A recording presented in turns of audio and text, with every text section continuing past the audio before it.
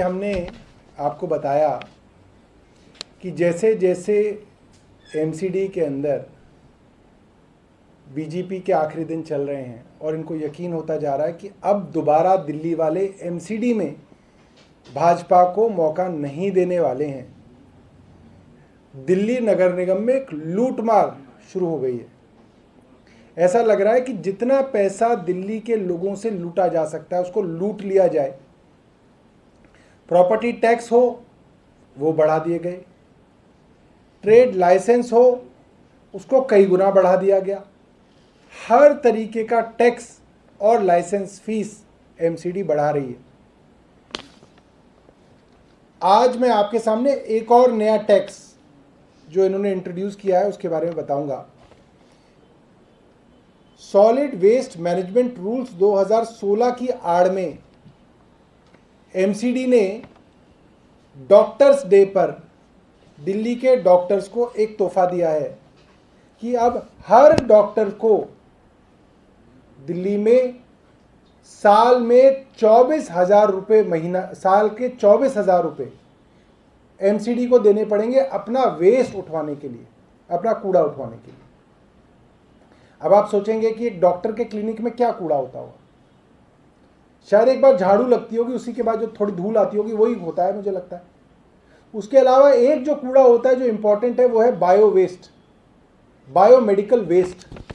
तो बड़ी हैरानी की बात यह है और बड़ी शानदार बात यह है कि डॉक्टर्स पहले से ही अपने बायो वेस्ट के लिए 500 रुपये महीना दे रहे हैं और बाकायदा 2 एजेंसीज हैं दिल्ली के अंदर जो उनका बायो वेस्ट जो है उठाती हैं और उसके ढंग से उसको जो है प्रोसेस किया जाता है। तो पहले से ही 500 रुपये महीना यानी कि 6,000 रुपये महीना, 6,000 रुपये सालाना डॉक्टर्स दे रहे थे और अब ये 24,000 रुपये सालाना जो है और जोड़ दिया। मतलब हर डॉक्टर अब 30,000 रुपये तो सिर्फ इसलिए दे करेगा कि उसको अपना कूड़ा उठवाना है। मुझे लगता है कि ये बहुत हास्यास्पद है और बहुत निंदा का विषय है कि इस तरीके की लूटमार पे अब एमसीडी उतर गई है।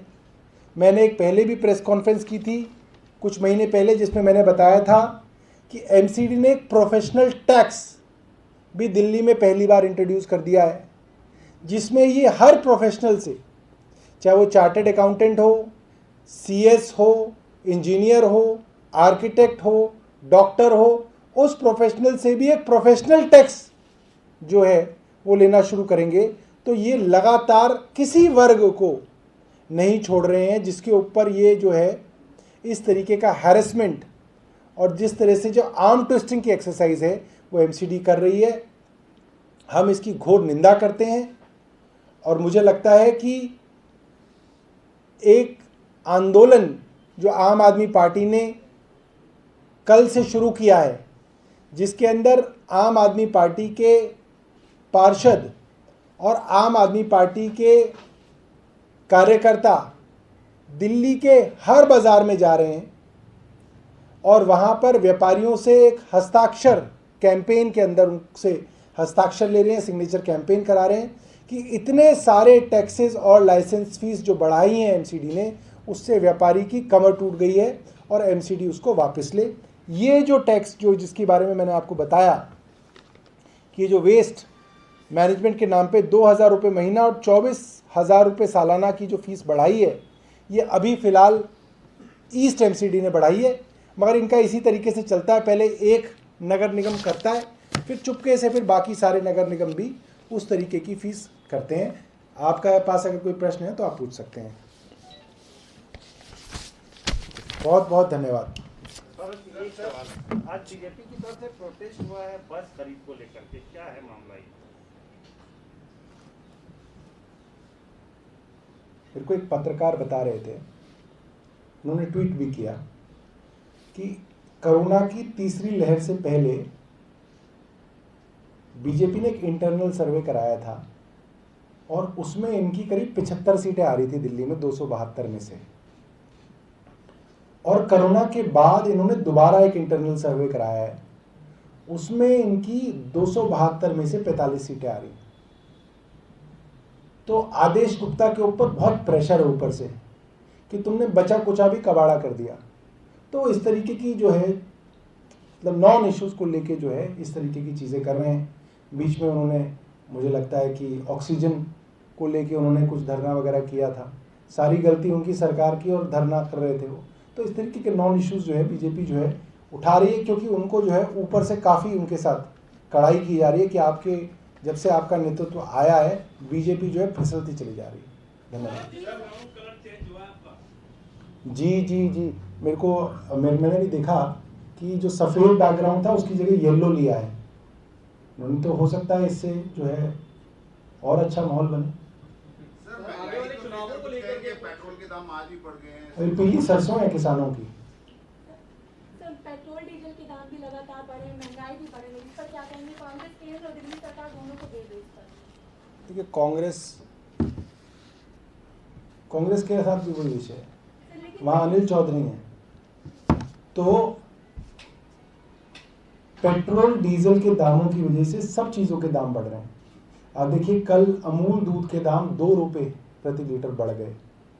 दालों के दाम भी अगर जो लोग खुद खरीदारी करते होंगे तो उनको पता होगा दालों के दाम भी पिछले 4-6 महीने के अंदर बहुत ज़्यादा बढ़ गए हैं। और काम धंधे लगभग चौपट हो रहे हैं लोगों के। बहुत सारे लोगों की नौकरियां चली गई हैं, क्योंकि मैं एक विधायक के तौर पे जब ऑफिस पे बैठता हूँ ढेरों लोग आ रहे हैं कि नौकरियां नहीं हैं। नौकरियां जिनकी चल रही थी उनकी नौकरियां चली गई हैं। तो काफ़ी संकट का समय है। हम तो केंद्र सरकार से यही कहेंगे कि कुछ तो इसके ऊपर करें। हमें पता नहीं क्या बदल गया है पिछले 6 सालों में, अब ये मुद्दे ही नहीं रहे। कोई पेट्रोल डीजल की बात व्हाट्सएप के ग्रुप्स पे भी नहीं होती। मैंने देखा कि वरना जो है किसी चीज़ पे अगर करते थे तो व्हाट्सएप ग्रुप्स पे चर्चा होती थी। अब कोई व्हाट्सएप ग्रुप्स पे अगर कहता है कि पेट्रोल डीजल के दाम बढ़ गए हैं तो कोई बीजेपी का आदमी कहता नहीं ये देश हित में हो रहा है, ये होने तो मोदी जी अच्छा कर रहे हैं। तो क्या है किसी तरीके से इस बात को दबाने की भी पूरी कोशिश जो है लगातार चल रही है कि कोई इसके ऊपर चर्चा ना करे। जैसे कोरोना पे कोई चर्चा ना करे, जो मर गए उनके ऊपर कोई चर्चा ना करे। मगर जैसे जिसके घर में जो मर गया तो वो तो उसको तो पता है कि कोरोना से लोग मर रहे हैं। ऐसे ही जो लोग रोज पेट्रोल बढ़वा रहे हैं उनको तो पता है कि दाम बढ़ रहे हैं। और जो लोग रोज दाल सब्जी ये सब खरीद रहे हैं उनको भी पता है कि दाम बढ़ रहे हैं। चर्चा नहीं हो रही है क्योंकि चर्चा के ऊपर सरकार की नज़र है। जहाँ चर्चा होती है, जो सोशल प्लेटफॉर्म इस तरीके की करता है तो उसकी बाह मरोड़ने की कोशिश शुरू हो जाती है, चाहे ट्विटर हो, फेसबुक हो, ये हो। मगर इस सब का खामियाजा जो है राज्य के चुनावों के अंदर भाजपा को जो है भुगतना पड़ सकता है। वेस्ट बंगाल के चुनाव के अंदर ऐसा हुआ, अब 4 राज्यों के अंदर चुनाव होने वाले हैं। मेरा मानना है उसमें जो है ये असर जो है बीजेपी की सेंट्रल लीडरशिप को दिखेगा। सवाल है बायोमेडिकल बेस से संबंधित है कि 23 ऐसे राज्य हैं जिनमें कोई मैनेजमेंट नहीं है, दिल्ली भी उसमें शामिल है। रिपोर्ट आई है और उसमें क्या है कि दूसरी लहर जो कोरोना की थी उस टाइम अब तीसरी लहर की तरफ जा रहे हैं, तो इन्फेक्शन और बढ़ सकता है उस बेस की वजह से। जी विस्तारण अच्छे से नहीं हो पा रहा है। जी मेरे को जो जानकारी है वो ये है कि 2 कंपनियां हैं जिनको ये बायोमेडिकल वेस्ट की प्रोसेसिंग के लिए काम दिया हुआ है। और अगर कोरोना का जो वेस्ट है उसके लिए भी और किसी कंपनी की ज़रूरत है तो मुझे लगता है कि रिलेवेंट डिपार्टमेंट को करना चाहिए। आज की जो प्रेस कॉन्फ्रेंस है वो नॉन बायो वेस्ट के बारे में है ना, नॉन बायोमेडिकल। जो एमसीडी का नोटिस है, मैं आपको नोटिस दिखाता हूँ। जो एमसीडी का नोटिस है ईस्ट एमसीडी का, इसमें वो कहते हैं कि जो बायोमेडिकल वेस्ट है आपका वो तो आप दे ही रहे हो 500 रुपये, वो तो चलता रहेगा। बायोमेडिकल वेस्ट के अलावा जो आपका सॉलिड वेस्ट है डॉक्टर के क्लिनिक से, उसके लिए आप जो है 24,000 रुपये सालाना दो। तो ये बड़ी हैरानी की बात है। आप सब लोग भी डॉक्टर्स के क्लिनिक्स वगैरह में जाते हैं, भाई डॉक्टर के यहाँ क्या वेस्ट होता है? छोटी पट्टी किसी की अगर 10-20 मरीजों में से किसी एक मरीज को पट्टी करनी होती है, उसकी रुई हुई का वेस्ट होता है, वो बायोमेडिकल वेस्ट हो गया। सुई सिरिंज वगैरह का वेस्ट होता है, वो भी बायोमेडिकल वेस्ट हो गया। उसके अलावा डॉक्टर के यहाँ तो ऐसा कुछ है ही नहीं, कोई कोल्ड ड्रिंक नहीं, कोई समोसा बर्गर नहीं, कुछ नहीं होता वहाँ तो कोई ऐसा वेस्ट निकलने का कोई मतलब ही नहीं है। अगर आप उससे भी आप 2,000 रुपये और 24,000 रुपये सालाना लेंगे तो इन सब चीज़ों का देखिए, आपने दुकानदारों के ऊपर उनका जो ट्रेड लाइसेंस था वो 3 गुना, कई जगह 7-17.5 गुना इतने तक बढ़ा दिया।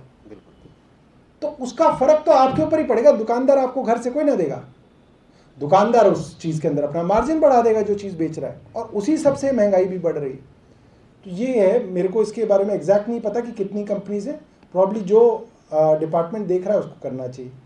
और कोई है क्या? सर, सफदरगंज अस्पताल की 300 नर्स को आज नौकरी से निकाल दिया गया है, जिसको लेकर आज केंद्रीय स्वास्थ्य मंत्री हर्षवर्धन के बाहर भी प्रदर्शन किया गया। इसको लेकर सर आप देखिए, बहुत दुख की बात है, बड़ी गंभीर बात है, इसलिए क्योंकि ये समय तो वो है जिसके अंदर और ज़्यादा से ज़्यादा नर्सेज को आपको लाना है, और ये लगभग सभी सरकारी अस्पतालों के बारे में मैं कह सकता हूँ, सभी सरकारी अस्पतालों को डॉक्टर्स और नर्सेज की ज़रूरत है। ऐसे समय में नर्सेज को निकालना जो है क्रूरता तो है ही, मुझे लगता है कि एक मिसमैनेजमेंट भी है। डॉक्टर हर्षवर्धन अब सुनते नहीं है, ज़्यादा से ट्वीट करते हैं, तो मगर फिर भी मैं उनसे ये कहूँगा कि इसके ऊपर वो दोबारा विचार करें, उन नर्सेज के परिवारों के बारे में सोचें, ऐसे संकट की घड़ी में उनके साथ वो सहानुभूति दिखाएं। सर, एक सवाल है, आगे वाले चुनावों को देखते हुए ओवैसी जी कह रहे हैं कि वो भी यूपी में चुनाव लड़ेंगे, तो कैसे देखते हैं, एक कंपटीशन आपके लिए और बढ़ गया है? नहीं, ओवैसी जी तो कई जगह चुनाव लड़ चुके हैं, तो कोई बहुत गंभीरता से लोग उन्हें नहीं देख रहे हैं, और कोई ऐसा वोट शेयर भी उनका नहीं आ रहा है, तो ऐसा कोई खास फर्क मुझे नहीं लगा कि अभी तक के जो चुनाव लड़े उन्होंने, उनकी वजह से कहीं पे आया है।